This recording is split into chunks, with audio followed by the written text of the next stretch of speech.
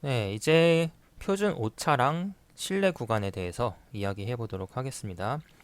표준 오차는 스탠다드 에러, 신뢰 구간은 컨피던스 인터벌이라고 부르고요. 이 표준 오차랑 신뢰 구간은 우리가 추정한 값이 얼마나 정확한지 혹은 이제 불확실한지를 나타내는 수치다라고 할 수 있습니다. 먼저 우리가 추정하고자 하는 값이 스칼라다라고 해봅시다.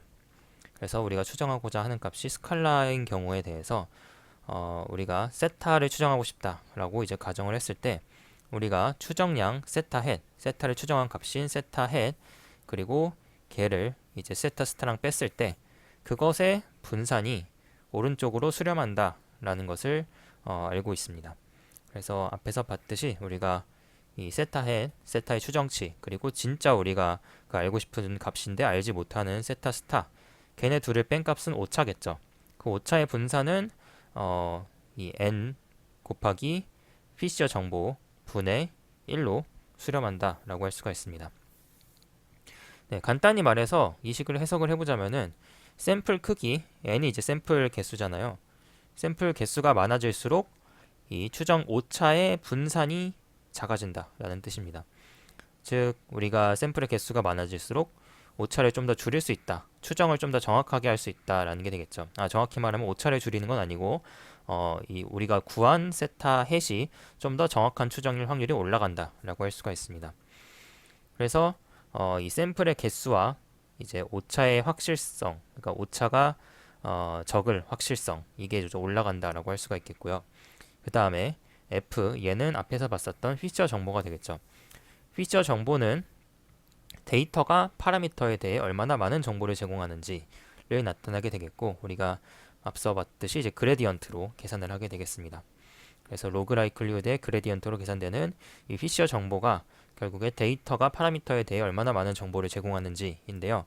결국에 정보를 많이 제공하면 이제 피셔 정보가 커지게 되는데 얘가 분모가 커진다라는 뜻은 다시 얘의 전체 수치가 작아진다라는 뜻이고 그 말은 분산이 작아진다. 즉 오차의 추정치가 더 정확해진다라는 뜻이 되겠습니다. 그래서 이제 더 추정의 오차를 작게 만들 수가 있다라는 뜻이 되겠고요. 그래서 스탠다드 에러의 개념을 생각을 해보자면은 스탠다드 에러는 추정의 불확실성을 측정하는 지표가 되겠고 이 스탠다드 에러가 작을수록 추정이 더 정확하다라고 얘기를 할 수가 있습니다. 그래서 우리가 여기서 한 가지를 이제 가정을 할 텐데요. 뭐냐면은 세타 헷이 가우시안 디스트리뷰션인데 세타 스타가 평균이고 SE의 제곱이 분산인 가우시안으로 근사시킬 수 있다라고 가정을 해봅시다. 네, 여기서 이 세타 스타는 평균이 되겠고 SE 제곱은 분산이 되겠습니다. 그래서 우리가 이렇게 가정을 했을 때 세타 헷에다가 세타 스타를 빼고 SE로 나눈 값은 얘가 바로 어떻게 보면은 얘 이렇게 모델링 했을 때의 노멀라이제이션이 되겠죠. 평균으로 빼고 표준 편차로 나눈 거니까 얘는 표준 정교화가 되겠습니다. 그래서 이렇게 진행을 하면은 표준 정교 분포가 된다라고 이제 앞에서 배웠었죠. 그래서 결국에 우리가 얘를 통해서 표준 정교화를 시킬 수 있다라는 건데요. 근데 이게 왜 중요한지를 생각을 해보면은 이를 통해서 신뢰 구간을 우리가 근사시킬 수가 있기 때문입니다. 신뢰 구간은 이제 컨피던스 인터벌이라고 영어로는 부르고 우리의 추정치가 얼마나 정확한지를 나타내는 범위가 되겠습니다. 네, 구체적인 예를 들어서 베르누이 분포를 생각했을 때 베르누이 분포는 우리가 xn이 0과 1로 이루어진 바이너리 측정치가 되겠고요. 그때 우리가 성공 확률이 바로 이 세타가 되겠습니다. 그래서 성공 확률이 세타라고 뒀을 때 세타 헷은 그 성공 확률에 대해서 우리가 추정한 값이 되겠는데 추정한 값은 오른쪽과 같이 계산이 되죠. 0과 1로 나올 수 있는 xn을 평균을 내게 되면은 0부터 1 사이의 수치가 나오겠죠.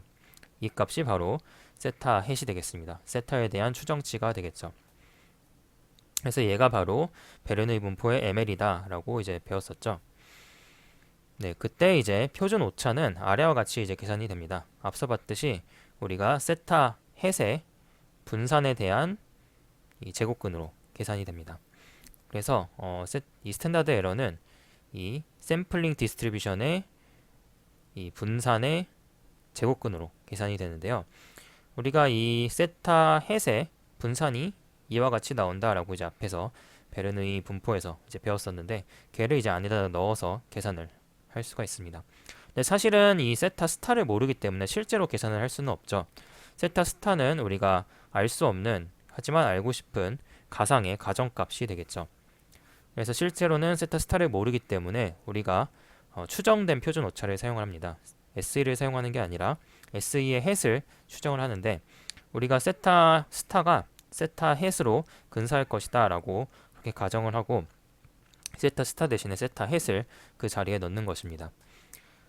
그래서 우리가 세타 스타가 충분하게 많은 시행을 반복했다라고 한다면은 이 세타 스타와 세타 햇이 같아진다, 거의 비슷해진다라는 믿음을 가지고 SE의 추정을 이렇게 하게 되는 것이죠. 그래서 이 추정된 표준 오차를 이용해서 세타 스타에 대한 신뢰 구간을 구할 수가 있습니다. 그래서 세타 스타에 대한 신뢰 구간, 95% 신뢰 구간, 예를 들어서 이런 거를 구할 수가 있게 되겠고요. 그래서 신뢰 구간이라는 뜻은 우리가 만약에 우리가 이 세타 스타를 구하기 위해서 세타 햇 추정을 여러 번 했을 때 우리가 95%의 확률로 실제 세타 스타, 이 실제값이 어떤 범위 내에 있을 확률이 95%다 이렇게 얘기하는 것이 되겠습니다. 그래서 예를 들어서 동전을 100번 던진다. 동전을 이제 100번 던진다라고 가정을 했을 때 성공 확률이 이제 성공 횟수가 60번이다 라고 가정을 해보겠습니다. 이렇게 되면은 우리가 세타 스타가 0.6이죠. 그리고 우리가 추정된 표준 오차 앞에서 봤었던 SE의 추정치는 0.6 곱하기 1 빼기 0.6 나누기 100이 되겠습니다. 얘를 이제 실제로 계산을 해보면은 0.049 정도가 나오고요.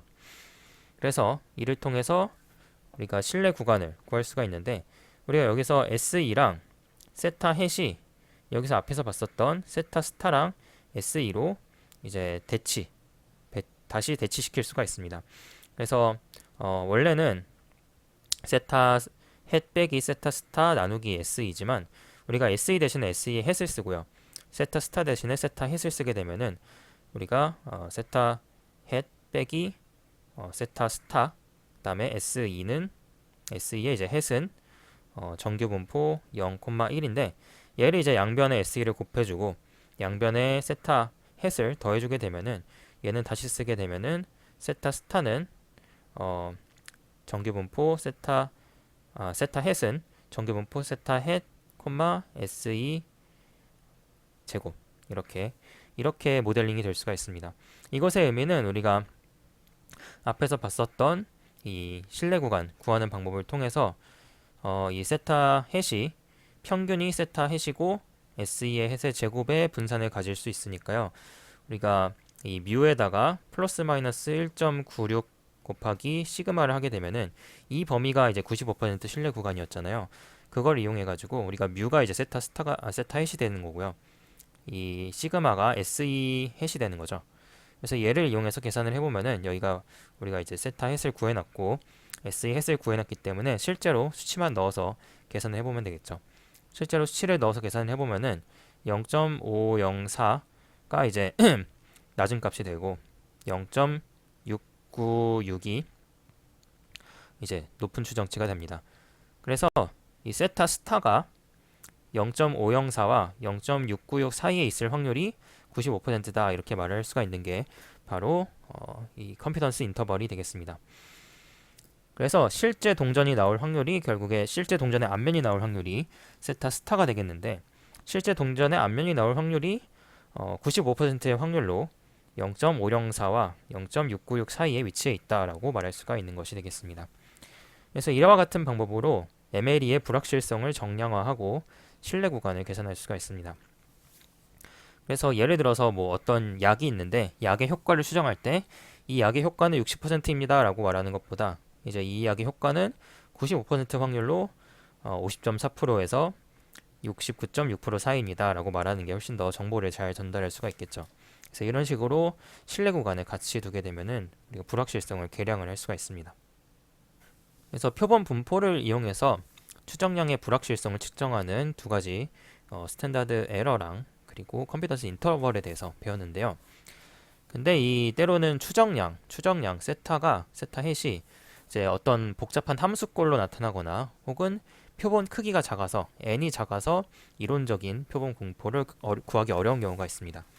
이런 상황에서 어떻게 해야 되는지 그거에 대한 대답이 바로 지금 배울 부트스트랩 방법이 되겠습니다. 부트스트랩 방법이라는 것은 몬테카를로 기법을 사용을 하는데요. 몬테카를로 기법이라는 것은 앞에서도 잠깐 얘기를 했지만 무작위 샘플링을 반복적으로 수행해서 어떤 수치적 결과를 얻는 방법을 말을 합니다. 그래서 이제 몬테카를로 기법을 샘플 분포 추정에 쓴 게 바로 부트스트랩 방법이 되겠습니다. 이 부트스트랩의 기본 아이디어는 아래와 같습니다. 일단 우리가 진짜 세타 스타를 알고 있다라고 가정을 합니다. 세타 스타를 알고 있다라고 가정을 하고 이 알고 있는 가상의 세타 스타를 이용해서 S개의 가짜 데이터셋을 만들어냅니다.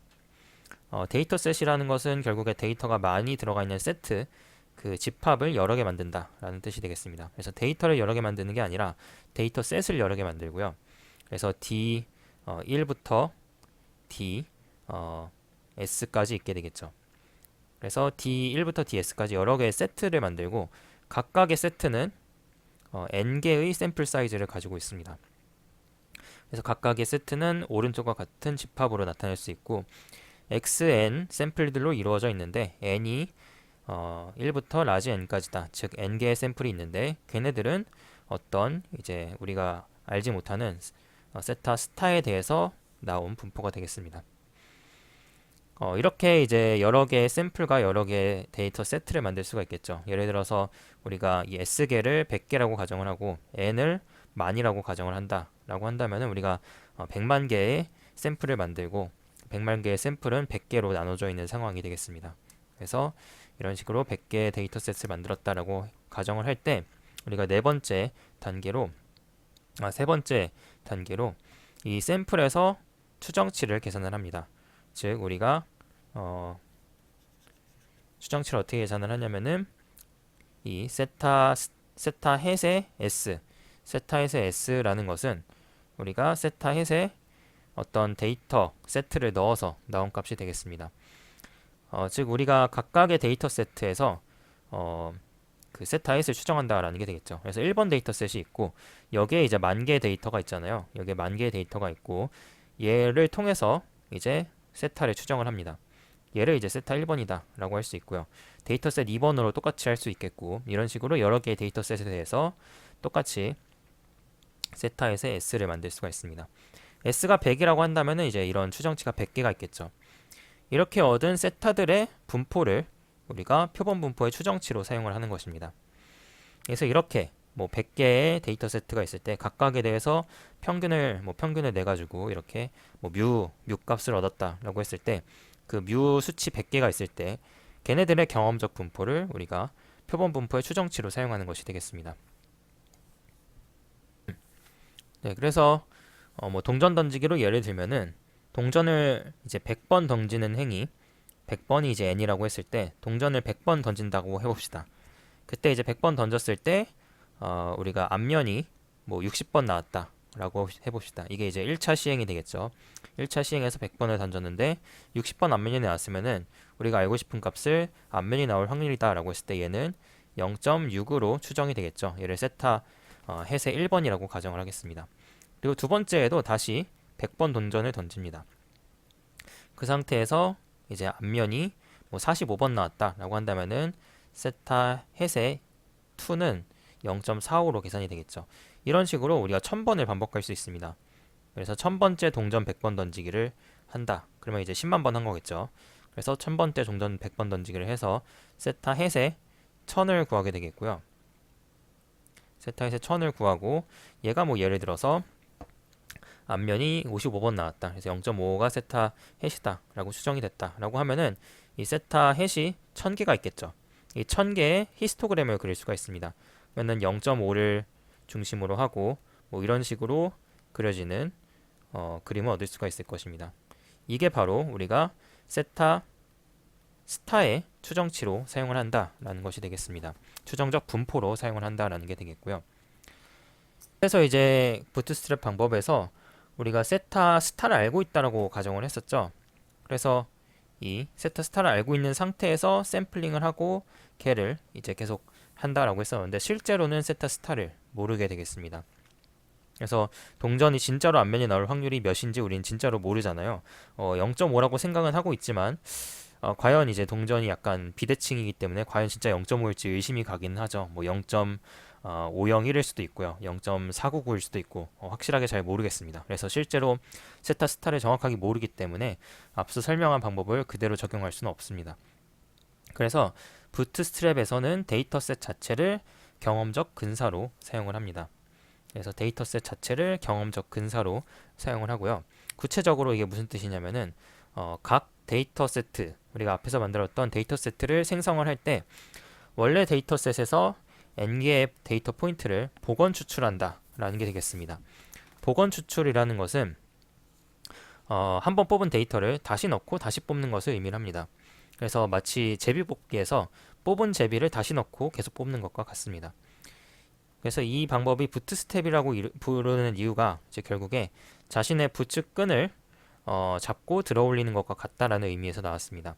즉 우리가 가진 데이터만으로 더 많은 정보를 얻어내는 것을 비유적으로 표현한 것입니다.